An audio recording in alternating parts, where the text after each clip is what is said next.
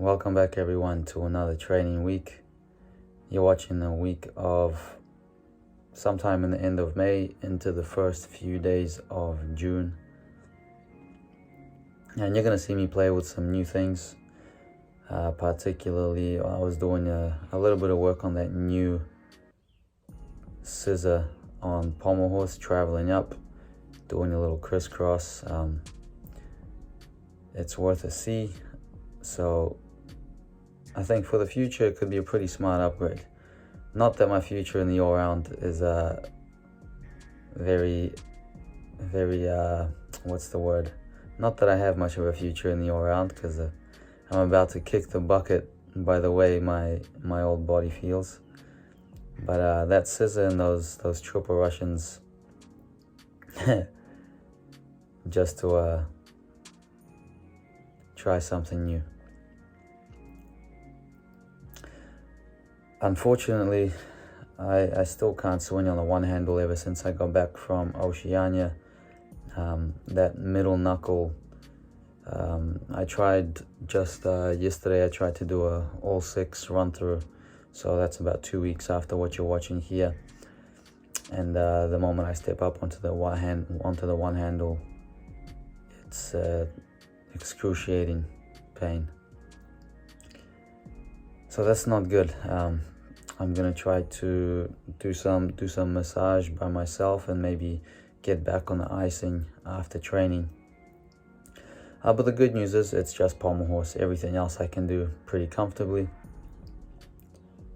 And I have a feeling maybe because I took some time off of pommel horse, but with some scar tissue injuries in particular, if you leave it alone, it kind of just stays there, and you actually want to almost re-damage it or just keep that area under stress so that it continues the recovery process. But what I found is if I have a minor injury and I just leave it alone, it doesn't heal all the way. It heals enough for me to be able to function in everyday life, but it doesn't heal enough for me to be able to do everything I want to in the gym. I did a lot of reps of Casinas. I think one of these days I caught 3 in one day, and it's more consistent and it's easier for me than Pagan is. And I tried to push the Maras or the piked Pagan for a couple of weeks until I realized we have like four weeks till we have to go to Commonwealth Games, so I've kind of stopped that. But before retirement, I have to catch a Maras.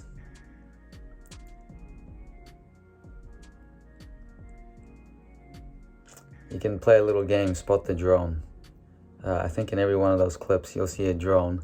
I'll give it away on this one. It's above the number 2 on the Sydney sign. And I've sort of been getting the drone footage a few days after shooting it. So some of the clips are going to be a little bit out of order, but for the most part it's all in order. You've probably already seen, if you follow my Instagram, I was back on that giant Makut's buzz. Giant Makut's, also known as the Bowman. I think Christian Bowman from Switzerland did it in 2018 or sometime around there. So I did manage to get it in a routine on Monday this week. And it's, I was making, it wasn't like just making it once, but I was actually making 2 or 3 in some of the training sessions. Here's some of that drone footage. I like this angle because the gym is completely empty. And it's just one thing happening on the high bar.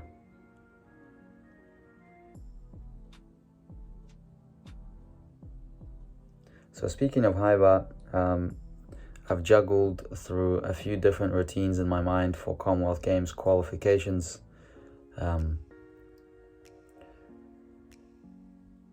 Of course, I'd like to make a high bar final, but one thing I was thinking is, you have a lot of athletes get in difficulty using the stoops and your German giants and your Czech giants. So kind of minimum risk for maximum reward or maximum difficulty. And then there's me. I can't do any stoops. I can't do any Germans or check giants. So, but I would like to kind of go for a full difficulty routine if I do make finals. So I've been trying to figure out a routine that will maximizes my chances of doing that. One option I had was to do Pike Gaylord and Cassina. The logic I had behind that was Pike Gaylord takes a lot less effort than Pagan does, and then I wouldn't have to do the Coleman. So I think that'll be about a 5-4 or 5-5, which hit really clean could challenge for finals. But as of yesterday, I think I'll just stick to the routine that I did in the World Cups, just a Pagan and a Coleman. I think it's a 15.4. It'll need me to add the Yamawaki back in, but I did get through one yesterday. Another thing I was doing on floor was lots of basics, particularly trying to rework my round-off flick-flack. If you kind of slow-mo my round-off flick-flack, you'll see that when my hands touch the floor during the flick-flack or the back handspring, I'm really turned over, as if that flick-flack is over-rotating. And when I watch tumblers, not just gymnastics tumblers, but tumblers that go in the long strip, doing the full in triple backs and quad twist in double layouts, their shoulders are heavily in front of their hands, creating, I suppose, a shorter snap down, which works on two levels. First of all, it hurts your ankles a lot less. There's less jarring of the ankles because your feet are closer in. You can imagine if your feet are really far from your hands, your ankles are going to take it's going to be quite a big angle. So you're going to jar your ankles. And second of all, it allows you to whip into your whatever you do in double backs a lot more, because your body's closed in the snap down, so you can whip it open really fast.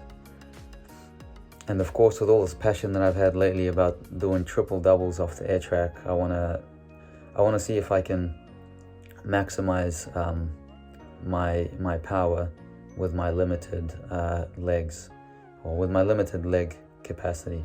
I've never been one to have very, very powerful legs. I've had quick twitch, but that's my fault for skipping leg day. That's my fault for skipping leg day. I don't do too much legs. I have tried to incorporate some squats twice a week in the last month, so we'll see if that increases my power in tumbling. But more so, I do those exercises to help with my patellar tendonitis, which I've struggled with my entire life, probably partially to do with all the knee subluxations and dislocations.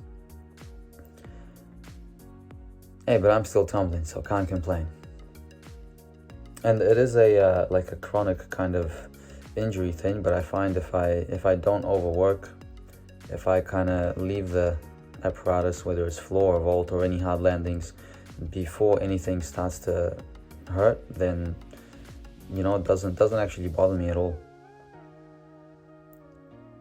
After trainings, I'll notice it bothers me a little bit, but I think anyone that has a hard training day, whether it's gymnastics or any other sport, or if it's just a big day pumping weights in the gym, there's no escaping that fatigue that you're going to experience afterwards.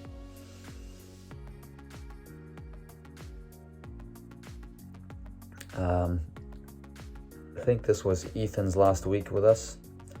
You'll see Ethan doing some more work, reworking his catch of tap, going from the pullover tap back to the traditional after having some problems at Oceania.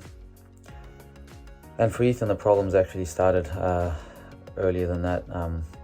Ethan, I hope you don't mind me saying, but at Penn State, I think when you're competing every single week or every single 2 weeks, inevitably what happens is that you start to cut corners and only do the skills when you need to do them. So there's less numbers, less reps, especially on things that you find a little bit scary or uncomfortable. I remember doing it myself at Ohio State, and inevitably some of the skills start to degrade. So it's important to have days where you can just focus on one thing at a time, where you don't feel overwhelmed by having to do multiple skills or having to do routines.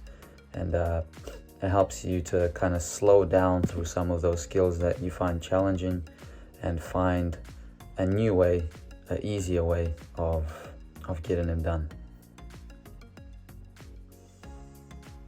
Another idea I had is, again, not to do any forwards releases over the bar and just to do the Cassina Coleman.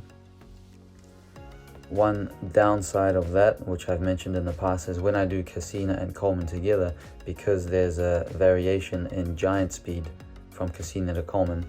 Cassina obviously requiring a little bit more speed, or a lot more speed actually, than Coleman. It throws the Coleman off.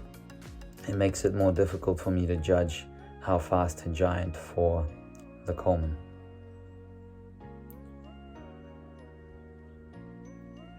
And I think I like having a unique routine. I like going forwards and backwards over the bar. Makes you stand out a little bit. And of course, because I want to develop my forwards releases further, perhaps, still I want to connect Pagan to Coleman in the future, do a stretched Kudinov.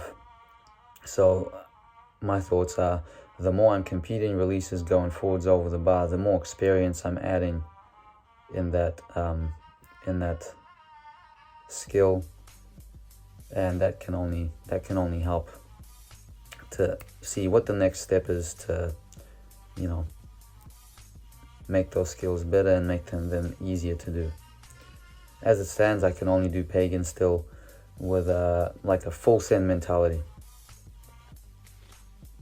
I can't do it if I'm low on energy or, yeah. There's another one of those squiggles. Actually, I've had some boys in the gym that watch some of the blogs. Eris, Yanko, and Henry, I'm talking about you, and they were making fun of my little squiggles. Looks like I just have lots of growing up to do. Still throwing tantrums when things don't get my way, like a little kid.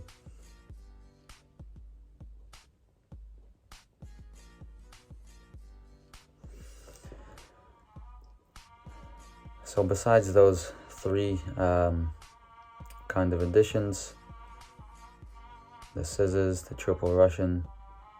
Not that triple Russian is new. I competed triple Russian when I was a teenager, but you go through phases where you train something, then you stop training it because it's not working. Triple Russian's always been one of those skills for me. I've always struggled to feel how to keep myself in the center and not fall off to the side.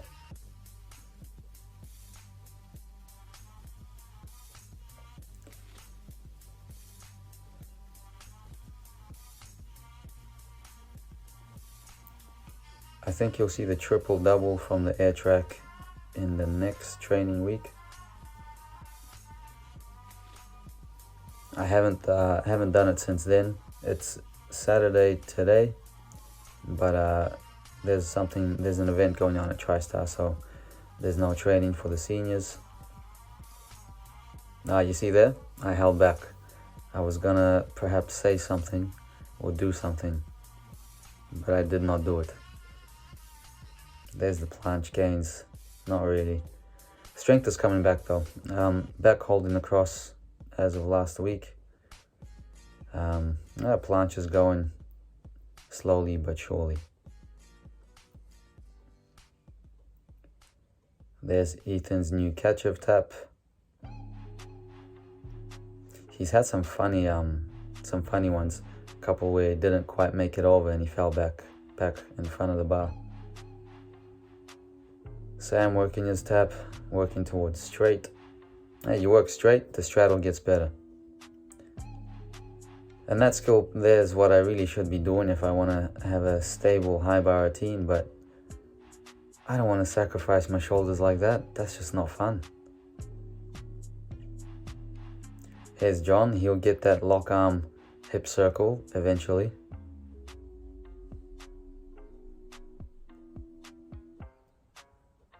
And that's a good kind of analogy. When you're focusing on doing the big skills, sometimes you don't pay enough attention to the little skills. And I think every single gymnast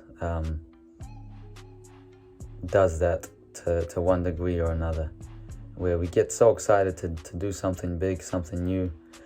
It's just too boring to do the little stuff. Oh, Marley, don't break your back, mate. Eris working towards Souk layout. Eris started doing the double backs off high bar.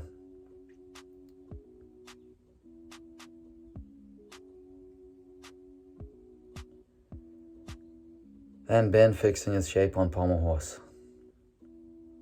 Ben, one day you will hit a full pommel horse routine at a comp. I know it. But today wasn't the day. Hey, but we're all kind of pushing all around at TriStar, even though some apparatus, the boys don't really train much. We'll still go back and we'll do a little bit of work on pieces that we not gonna compete. Marley's first moist support.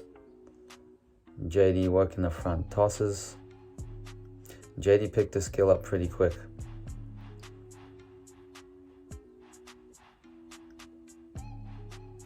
And shout out to JD for just the other day doing his first giants in guards on the bar at 21 years old. There's a funny little fail.